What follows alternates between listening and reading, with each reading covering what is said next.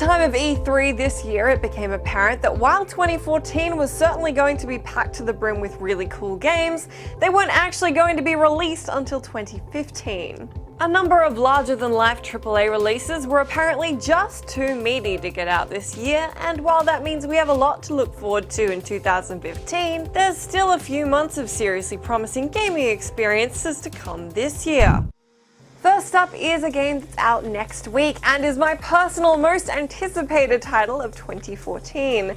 It's the third game in the Longest Journey universe, Dreamfall Chapters. Dreamfall Chapters blitzed its way through a successful Kickstarter a while back, and now we're finally getting the first episode of the adventure game's sequel. The saga has a huge cult following thanks to the critically acclaimed original The Longest Journey, which came out in 1999. If you're a fan of strong character development, fantasy worlds with epic narratives, and a heavy dose of world saving, this could be your cup of tea.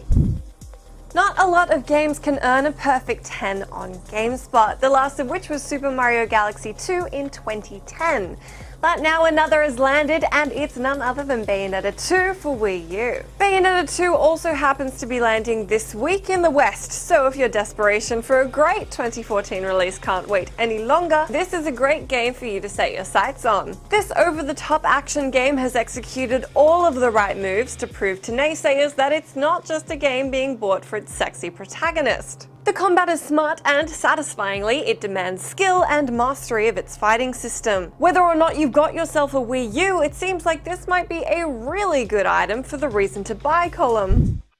If you don't have a Wii U and you're not that keen on adventure games, this year isn't done delivering for you either. Let's continue with Sunset Overdrive for Xbox One. This one will have had a hard time falling under your radar thanks to the frantic energy and bright, colourful world that developer Insomniac Games has been so keen to show off. You'll be able to get your action on here too, but mostly with guns, wall running, and rail grinding. The plot is a mishmash of nonsensical madness, but this one is touted to be worth it for the momentum-focused gameplay and the 8-player co-op, should you be able to find a friend also keen to fight humans who've overdosed on an energy drink. To take it in a totally different direction, Sid Meier's Civilization Beyond Earth is coming, so it's Civ in space. Again. Basically, you'll be founding colonies on alien planets and helping rebuild mankind who's recovering from a mysterious catastrophic event known as the Great Mistake. Beyond Earth is a spiritual successor to the critically acclaimed Alpha Centauri, which came out in 1999. The sci-fi focus of Beyond Earth should be attractive thanks to a balance between the typical foundations of a Civ game, with city-based progression, leads, a tile-based map, turn-based gameplay, and so on, alongside human factions that are now divided by differing philosophies on human advancement. That then shapes players' technological advancement and unlocks unique units.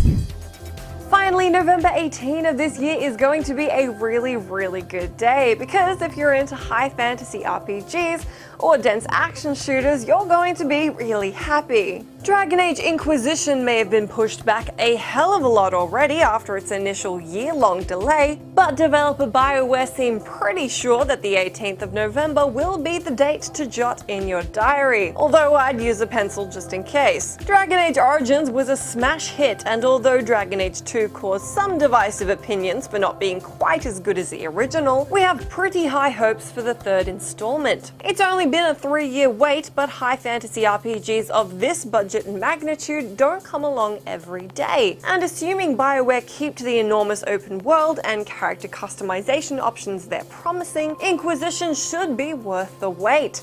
The really long wait.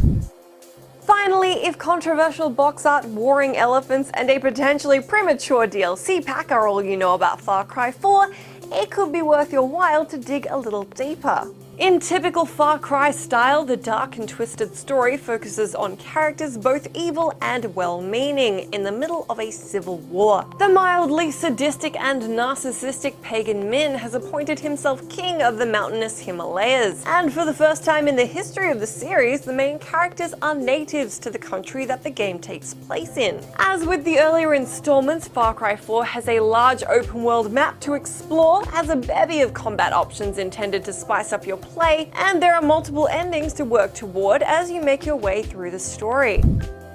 What is your most anticipated 2014 release? Is it one of the ones I mentioned or a whole other game I didn't include? Let me know down in the comments and I'll catch you next week.